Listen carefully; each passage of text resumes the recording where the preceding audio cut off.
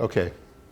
So since last week, okay, when I recorded this, I'm calling it my rant. Okay? Yeah. As of this moment, 11,263 hits on this YouTube video that I posted. Which shows that, this is a conversation that is very, very timely.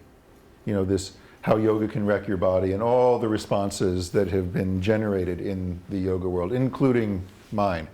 And I got nothing but positive feedback from this. And because it seemed like people really wanted someone to say, hey, it's okay, you're not killing yourselves and you're not killing your students, because there was some genuine fear that was generated by this article. It's like, well, what if this is really true? What if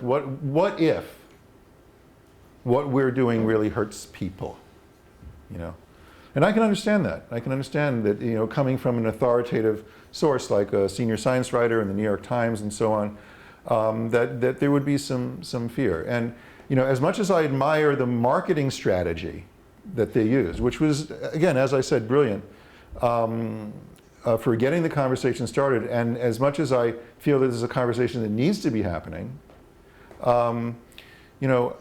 it's unfortunate that it is a bit fear-based.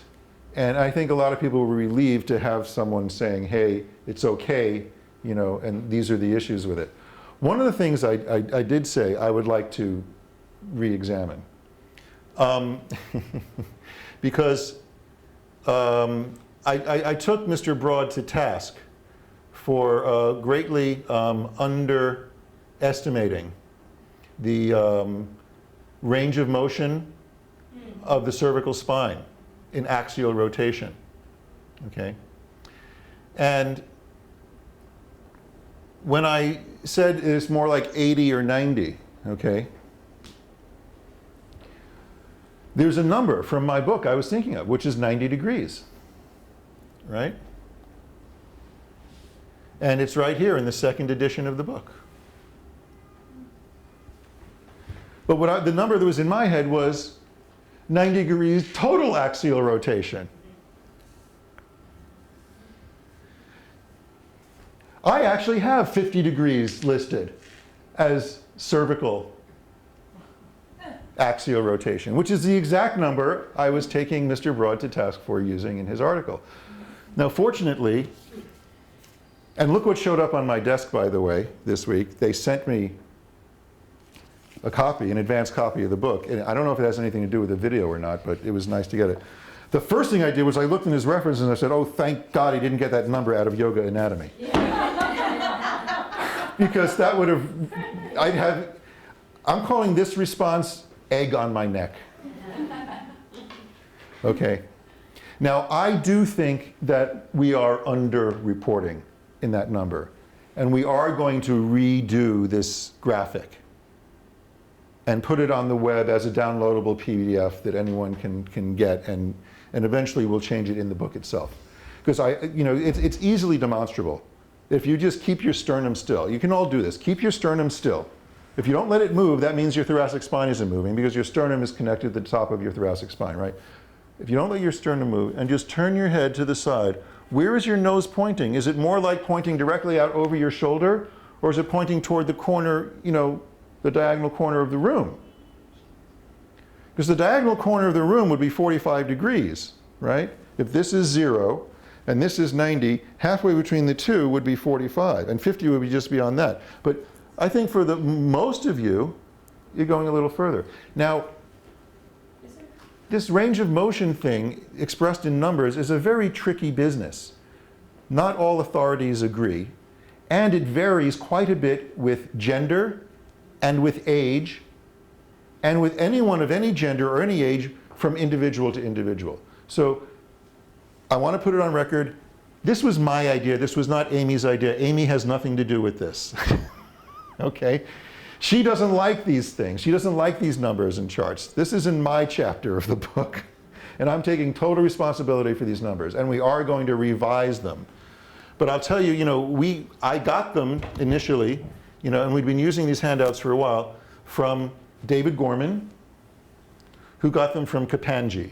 Okay, these are the sources that list it as 50 degrees. And I think it's a little outdated at this point. Because since I realized this gaffe, I've been doing some research and found revised numbers from a lot of different studies that put it at more like 70, 80, and for some people 90 degrees, just from the neck, okay? Let alone the 35 or so degrees of axial rotation you can add from the thoracic spine, and the minimal yet, 5 degrees or so that the lumbar spine contributes. So most of you, without moving your pelvis, if you see how far you can twist, you're way past 90 without moving your pelvis or displacing your hip joints in any way, right? So we're going to revise these numbers, so I kind of apologize for that. I had this whole t-shirt thing worked out where, what do you think? Should we get something going and sell these? I think the meme has not yet peaked, and we can help it with some t-shirt sales. It'd be funny if it was a patch you could sew onto the part you wrecked. That would be interesting.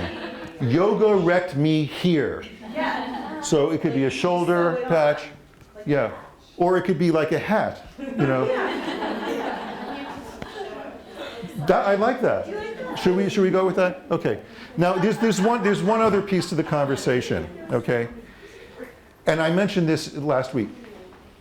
We're talking about asana practice. We're not talking about yoga. All of this, we want to be clear about that. It's not yoga could never wreck you if what you're really doing is really yoga.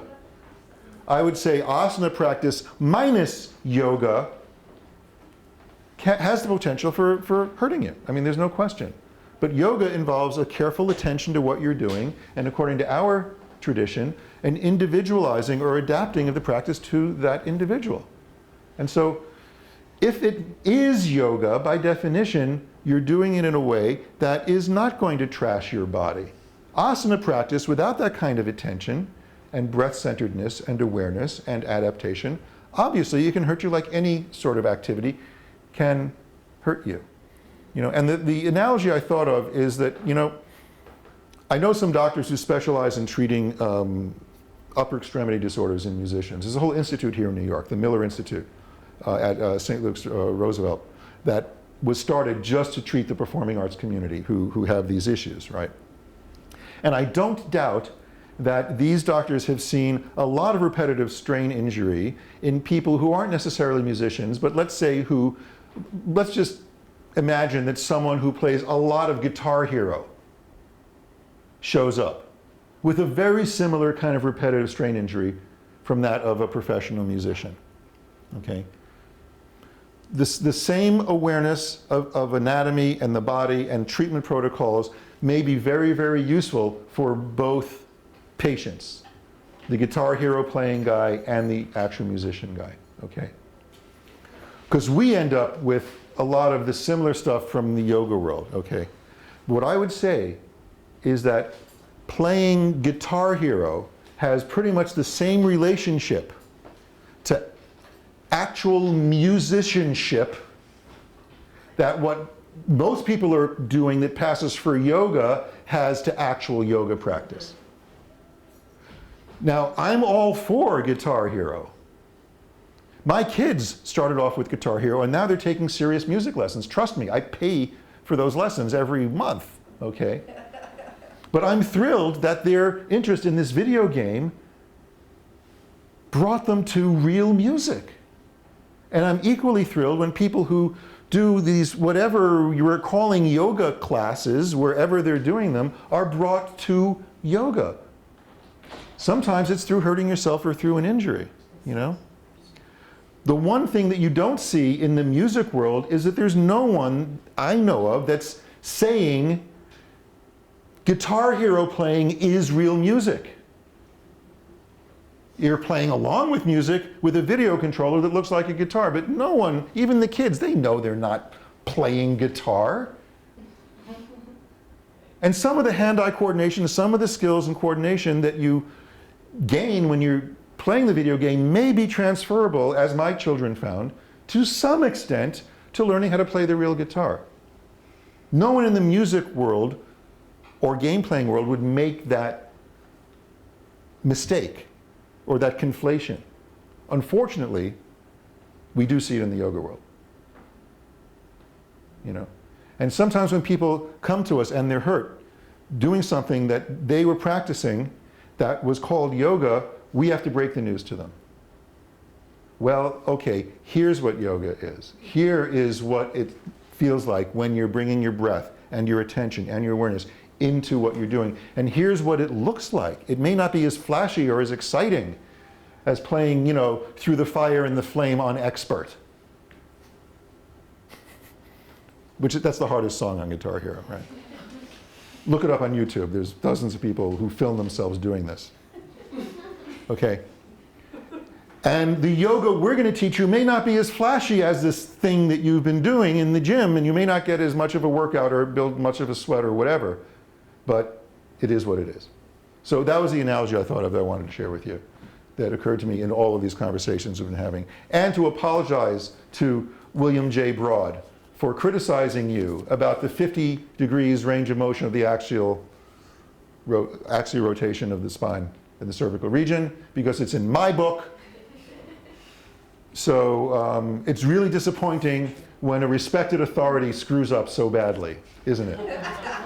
So there you have it. And I'm in the middle of reading this. I'll have more to say when I've actually read the book. So thank you very much.